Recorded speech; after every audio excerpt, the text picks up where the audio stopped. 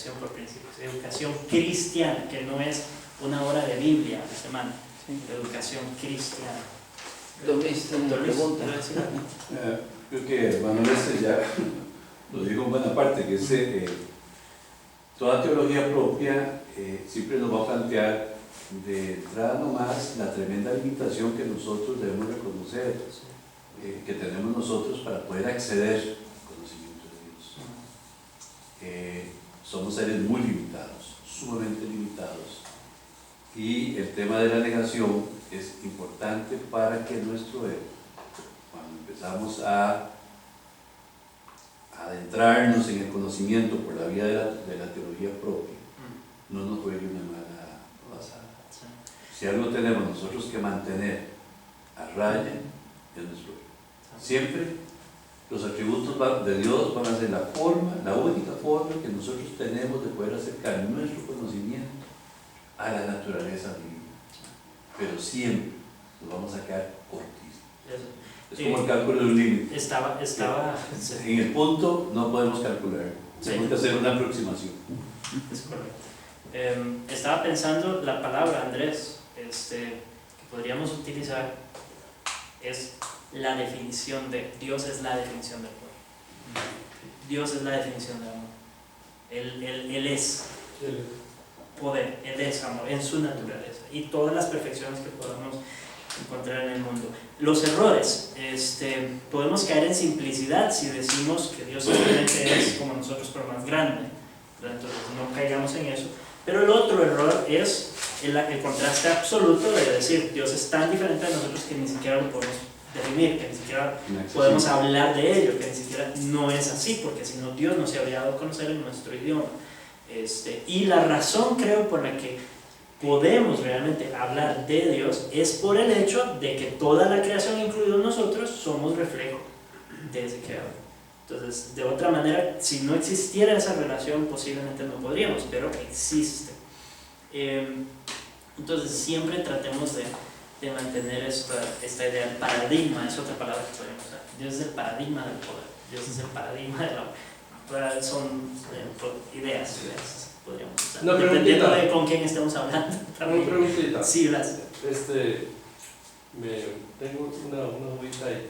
Digamos, estas tres formas de entender y conocer parcialmente a Dios, en realidad sí pueden ser usadas para transmitirlas y, digamos, pero hay un pero. O sea, no te va a dar, digamos, te va a hacer falta presentar la palabra de Dios, Cristo, para conseguir, digamos, el resultado, no convencer con él. Eso, estaba pensando en eso ahorita que estábamos hablando de lo del poder, justamente. ¿Cuántos salmos no existen? Si la palabra de Dios es nuestro punto de partida y es la autoridad suprema, si estamos teniendo dificultades para comunicar el poder de Dios, leamos unos cuantos salmos, leámosle a la persona unos cuantos salmos que enfaticen el poder de Dios. Y ahorita hacemos el ejercicio con el amor en el Salmo 3:6. Va. Ok, los nombres de Dios entonces se pueden entender de la misma manera desde las tres perspectivas, nombres, atributos, todo lo que Dios da a conocer a sí mismo, utilizando las tres perspectivas, sin utilizar solo una, sino siempre tratando de mezclar, porque la negación por sí misma no revela nada acerca de Dios realmente. La negación revela muchas cosas que Dios no es, pero no revela nada de Dios si la dejamos sola. Entonces tenemos que acompañarla. La negación siempre presupone la eminencia de Dios, ya lo hemos visto, siempre presupone la eminencia de Dios. Entonces no es finito. Dios, ¿verdad? Dios es infinito, no es finito. ¿Por qué? Porque Él es absolutamente pleno en sí mismo. Entonces hay una eminencia que se presupone al decir una negación de Dios. Si Dios no es solamente inmortal, Dios es la fuente de vida, Él es vida en plenitud, ¿sí? Entonces tengamos en mente combinaciones de ambas siempre para no caer en errores muy comunes. Romanos 11:33, oh profundidad de las riquezas y de la sabiduría y del conocimiento de Dios, cuán insondables son sus juicios e inescrutables sus caminos. Inescrutable, insondable, pero profundo. O sea, hay eminencia y hay negación juntas. La eminencia sola toma al ser humano, ¿verdad? Como hemos dicho, lo hace mayor, lo extrapola. Entonces Dios es simplemente un ser humano muy grande. Entonces no podemos hacer eso. El paradigma de perfección no somos nosotros, el paradigma de perfección es Dios. Dios no es una versión mejorada de nosotros, no, nosotros somos un reflejo imperfecto de Dios. El Salmo 36, versículos 8 y 9 dice: se sacian de la abundancia de tu casa y les das a beber del río de tus delicias, porque en ti está la fuente de la vida, en tu luz vemos la luz. Él es la fuente, la causa primera. Si vemos solo la causalidad, entonces Dios parece ser una mera fuente, o sea, si lo dejamos ahí, ¿verdad? Solamente una fuente de perfección, pero no podríamos conocerlo, porque nada nos aseguraría que lo que se desprende de él o lo que podemos ver como causas secundarias está en él de manera suprema. Entonces tenemos que dar por sentada la evidencia cuando pensamos también en la causalidad. Entonces el punto es que no las divorciemos, tratemos de trabajar con ellas siempre juntas, y no siempre vamos a lograr definir dónde termina una y empieza la otra, porque van muy de la mano, van muy juntas. Vamos a ver entonces lo otro. Quisiera mencionar esto antes de pasar al Salmo 36. Los nombres literales versus nombres metafóricos que Dios utiliza. Hay nombres literales de Dios y nombres que utilizan en forma de metáfora y funcionan de forma diferente. Vamos a ver, por ejemplo, vamos a poner aquí literales y metafóricos. Creo que si lo pongo detrás mío va a ser contraproducente.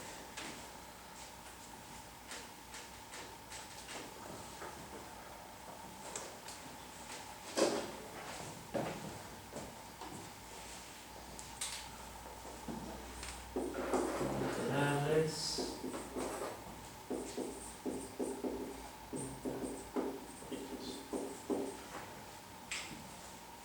Entonces, por ejemplo, sigamos con estos los que ya hemos mencionado. Uno literal es poder, ¿verdad? O poderoso. Un atributo literal, poder. Decimos que Dios tiene poder. Eso es lo que queremos decir, no queremos decir otra cosa, ¿cierto? Si decir, sí. Pero es un nombre o es un atributo. Nombres, atributos, esto va a aplicar a todos. Okay. Vamos a encontrar nombres, atributos, tanto metafóricos como literales. Entonces voy a utilizar este atributo. De hecho voy a utilizar más atributos que nombres en este caso. Roca. Si decimos que Dios es mi roca, yo no estoy diciendo que Dios sea una roca, ¿cierto? Hay algo que quiero comunicar a partir de lo que yo conozco de las rocas, que son constantes, ¿verdad? No cambian, bueno, técnicamente, firmes, fundamentos firmes, ¿verdad? Seguros, estables. Entonces, eso es lo que quiero comunicar cuando digo que Dios es mi roca. Seguridad, ¿ok? Entonces, en ese sentido, ambos existen en Dios primero, ¿verdad? Dios es lo que queramos decir con roca, es la seguridad, la fortaleza, la firmeza, existe en Dios primero de manera suprema, y luego en su creación, en este caso específicamente en las rocas, de manera secundaria, un reflejo imperfecto. Y lo mismo con el poder existe en Dios, la definición de poder está en Él primero y luego en la creación de manera imperfecta. Pero cuando yo digo poder, la definición de poder no incluye algo físico, por eso es literalmente, cuando yo digo Dios tiene poder, esto es literal, pero la definición de roca incluye algo físico, algo de la creación. Por lo tanto, no estoy diciendo que Dios sea literalmente una roca, es metafóricamente una roca. Y es importante notar esto en las escrituras porque ocurre mucho, ambas, ¿verdad? Los salmos están llenos de metáforas, llenos de metáforas. Entonces tenemos que ser finos, y esto nos va a ayudar incluso a presentar, cuando estemos predicando acerca de algún salmo, nos va a ayudar a presentar, a detenernos en la metáfora un momento, detenernos en la metáfora y sacarle el jugo, porque a veces estamos tan acostumbrados a decir Dios Dios es mi amparo y mi fortaleza. Estamos muy acostumbrados a decir eso, pero amparo y fortaleza. Una fortaleza es un edificio, es un castillo, una edificación fuerte, que protege, ¿verdad? Entonces, si nos detenemos en la metáfora, vamos a sacar un poco más de riqueza de lo que Dios está dando a conocer acerca de sí mismo, que si simplemente decimos Dios es mi fortaleza o Dios es mi roca. Profesor, Sí.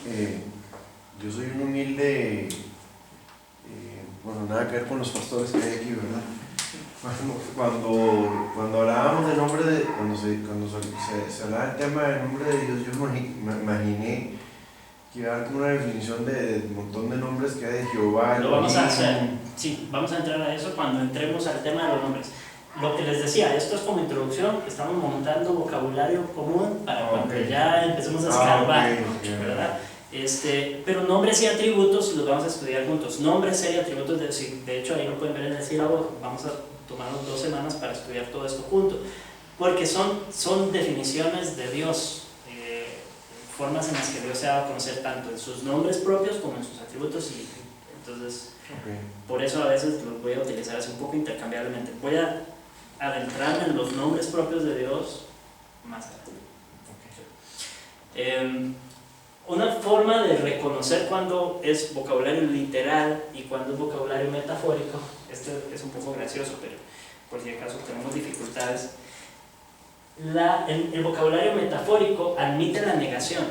O sea, yo puedo decir Dios es roca y también puedo decir Dios no es una roca, ¿verdad? Porque literalmente no es una roca. Pero el vocabulario literal no me permite la negación. Yo digo Dios es poderoso, pero Dios no es poderoso. No, Dios es poderoso. No puedo negar eso. Pero aquí sí lo puedo negar porque estoy usando una comparación con base en algo material, algo de la creación. Entonces, Jesús es el Cordero, pero Jesús no es realmente un Cordero, ¿cierto? ¿Sí? Estoy seguro bajo las alas de Dios, pero Dios no tiene alas, realmente. Todo eso es vocabulario metafórico. La misericordia de Dios, ¿cómo es que lo pone el Salmo? Grande es su misericordia.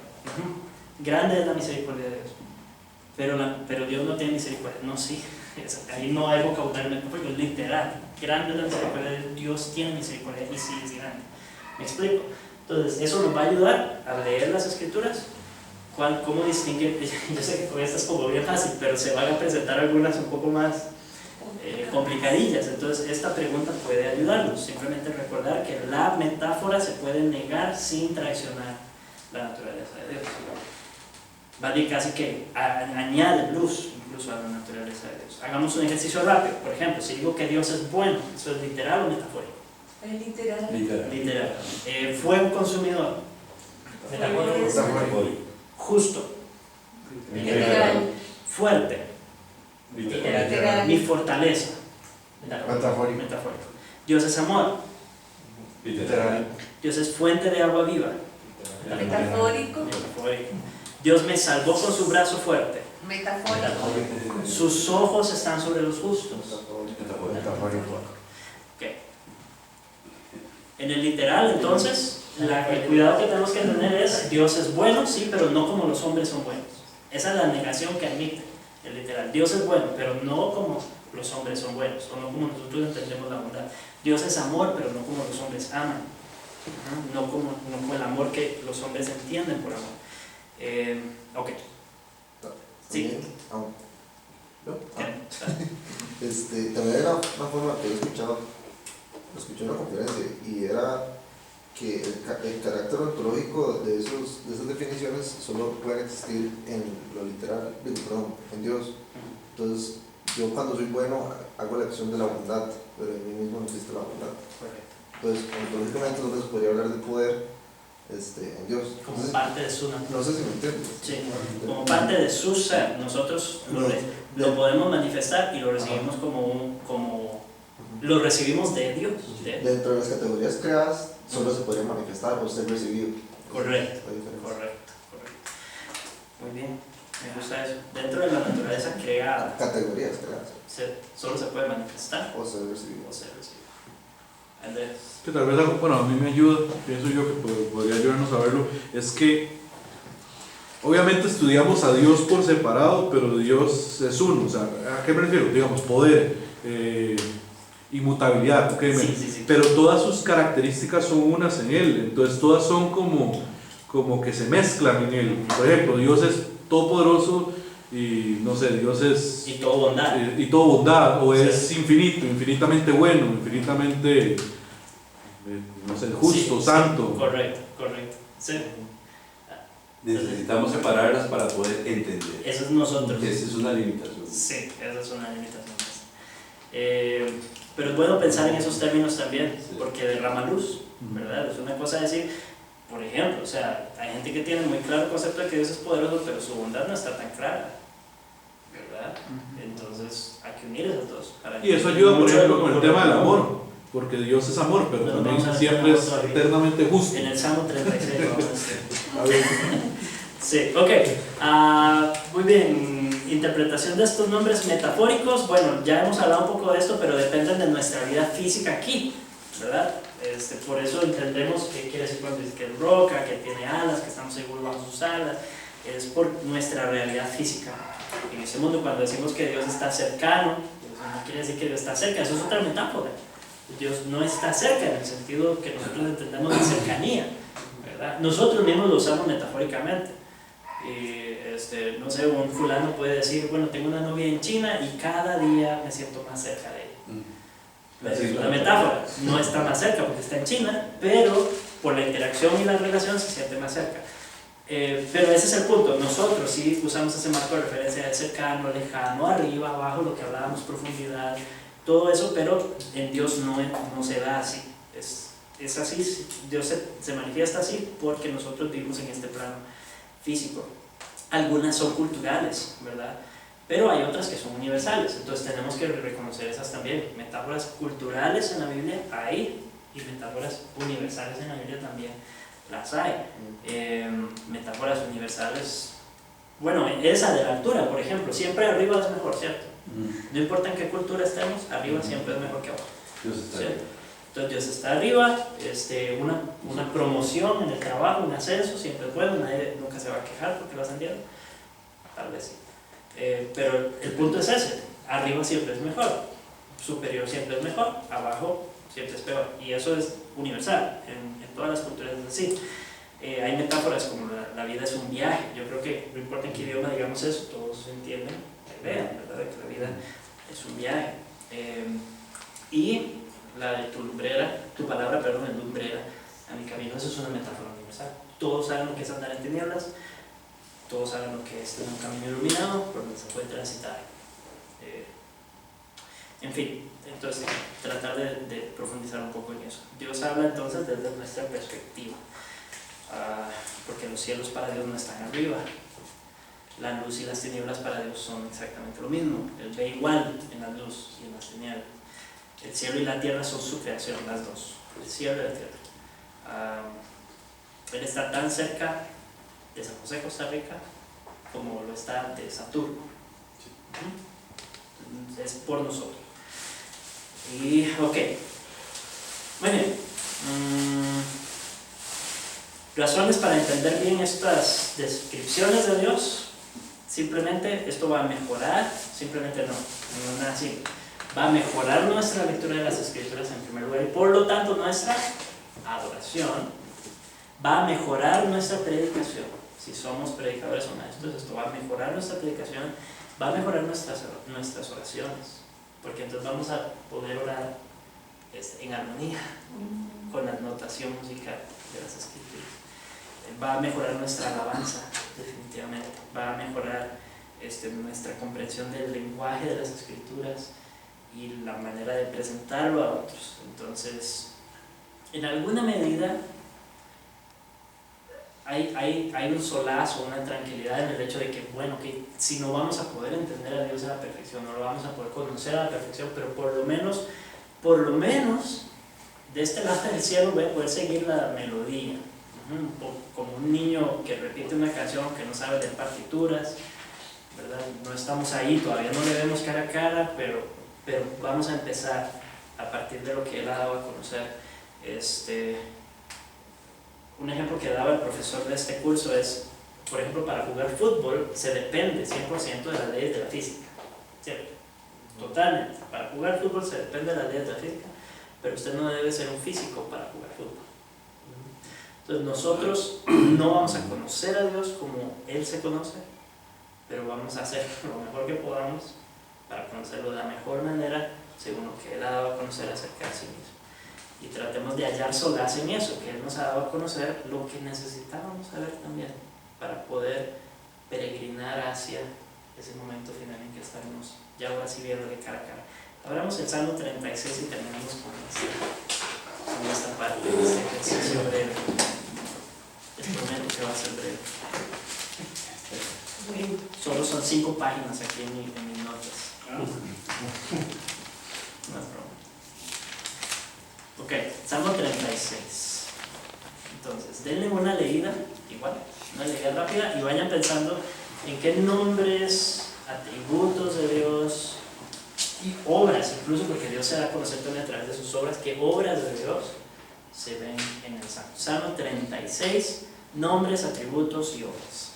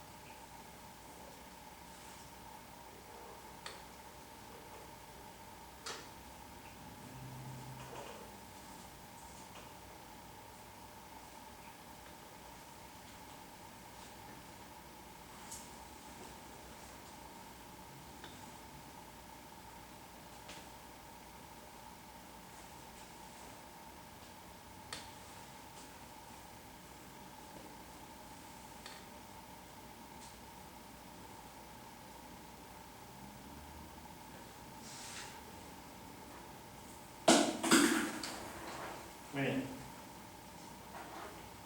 ¿Ya lo leyeron? No.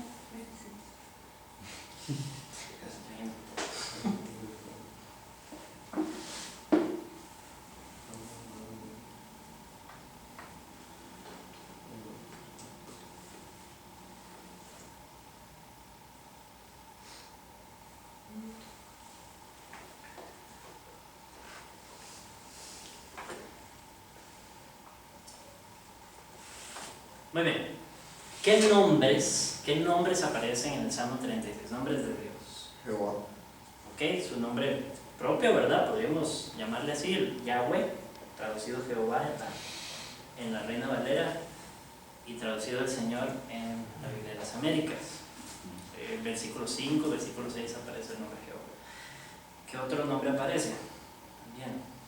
Dios. Aparece Dios, ¿verdad? Que es una traducción de Elohim. Luego vamos a verlos en más detalle. Ese es como un título de Dios, podríamos decir. Atributos, descripciones de Dios. Misericordioso. Ok.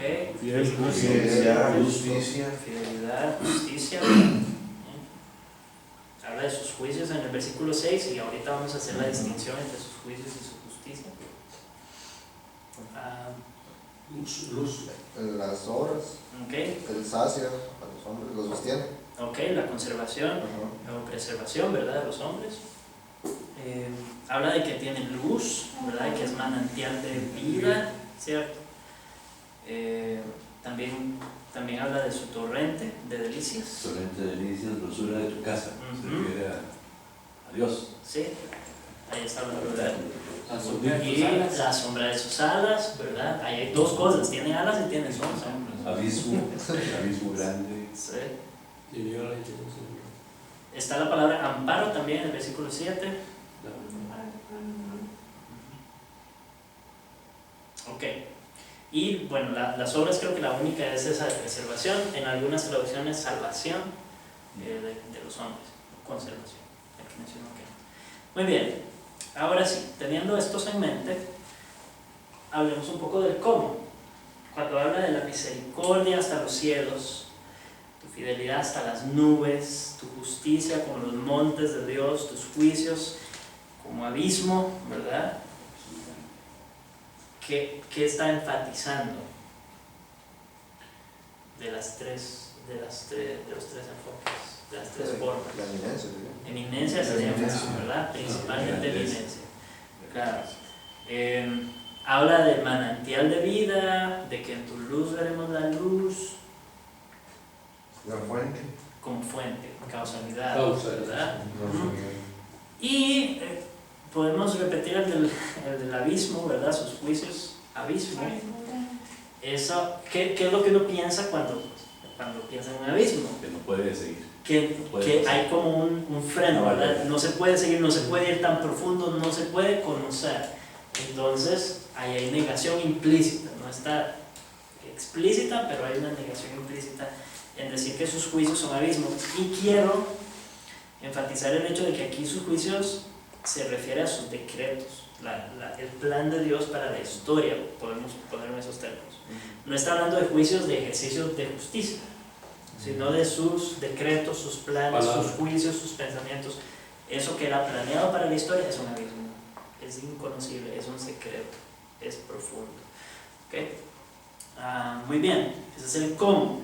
Ahora hablemos de literal versus metafórico. Misericordia. Literal. Eso es literal. Ok, fidelidad, ¿verdad? Literal.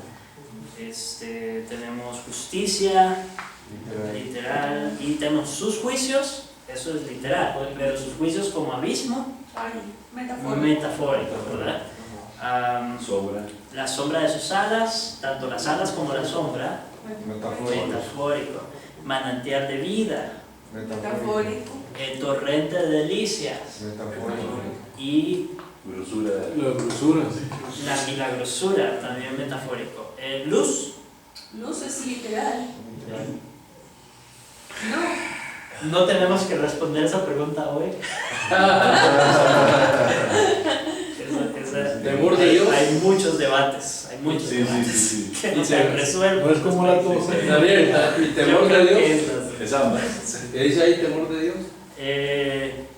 El temor de Dios ese no es un atributo de Dios, ¿verdad? El temor de teme, Dios Un buen concepto. está en los hombres.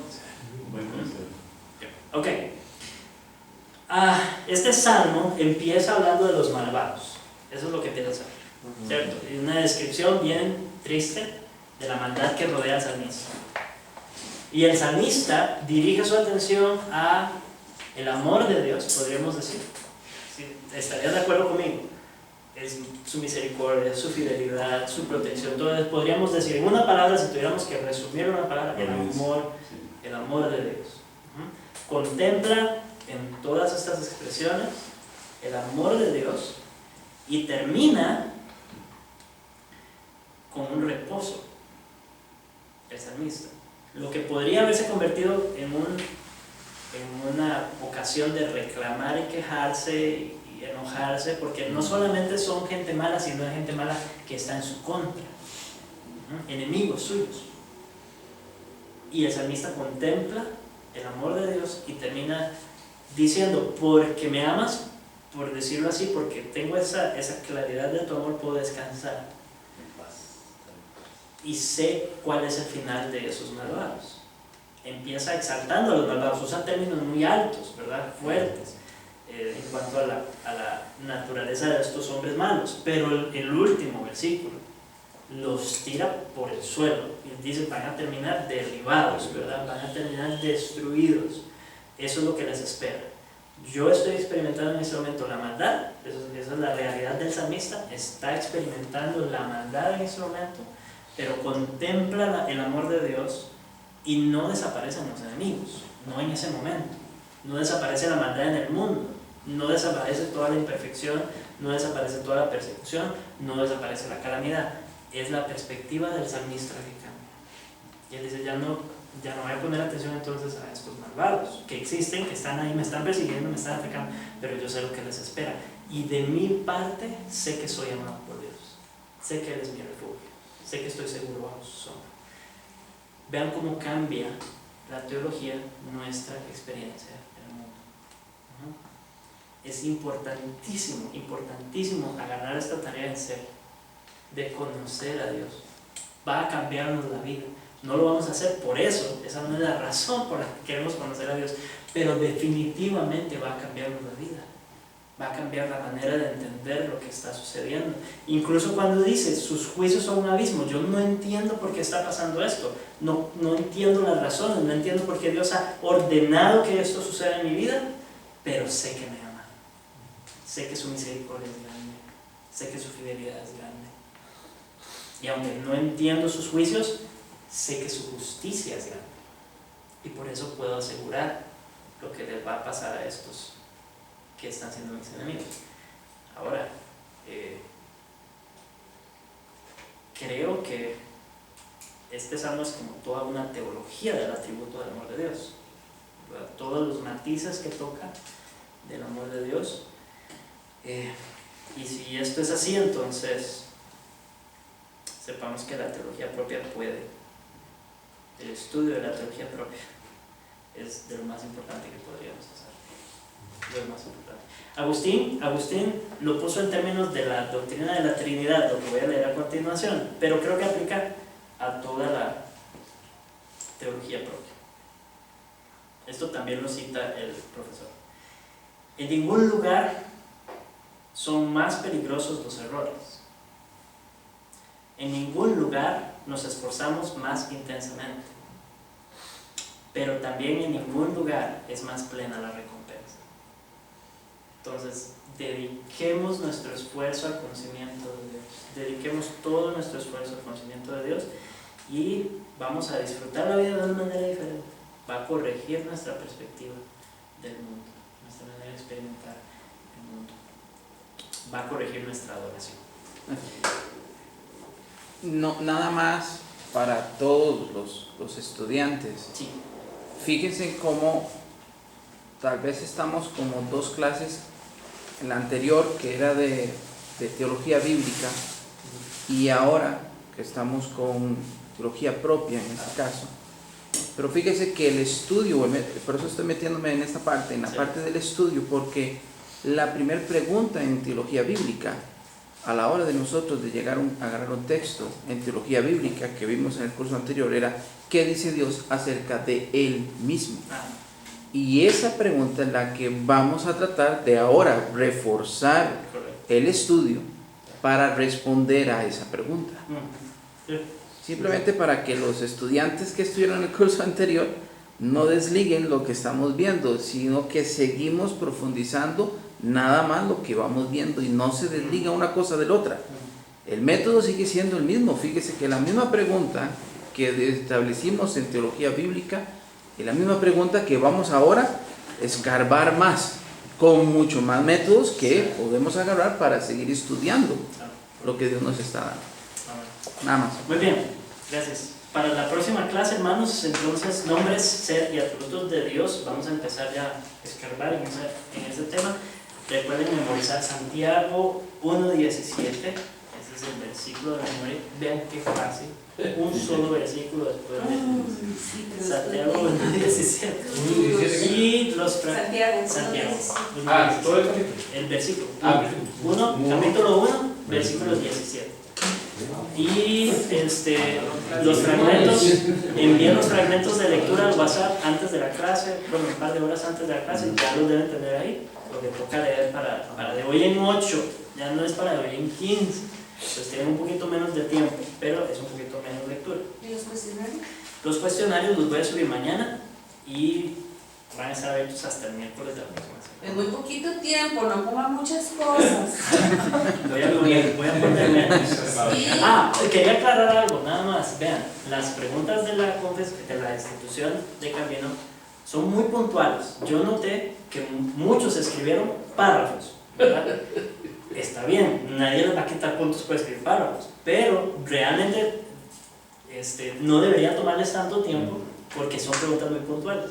La mayoría se responde con una o dos frases, una o dos oraciones, a lo mucho 3 líneas, a lo mucho, ¿verdad? Entonces, tengan eso presente a la hora de hacerlo. No me tienen que impresionar, no tienen que escribir un montón, no estoy pidiendo una tesis, el ensayo viene después. Por ahora nada más, preguntas, respuestas, a al grano, al punto, ¿ok? Nada más, eso quería comentar para que no se abrumen tampoco, ¿verdad? Contestando un montón. Lo mismo con las teologías sistemáticas, ellas sí requieren un poquito más, pero 5 líneas, tal vez 6, algo mucho, ¿ok? Oremos.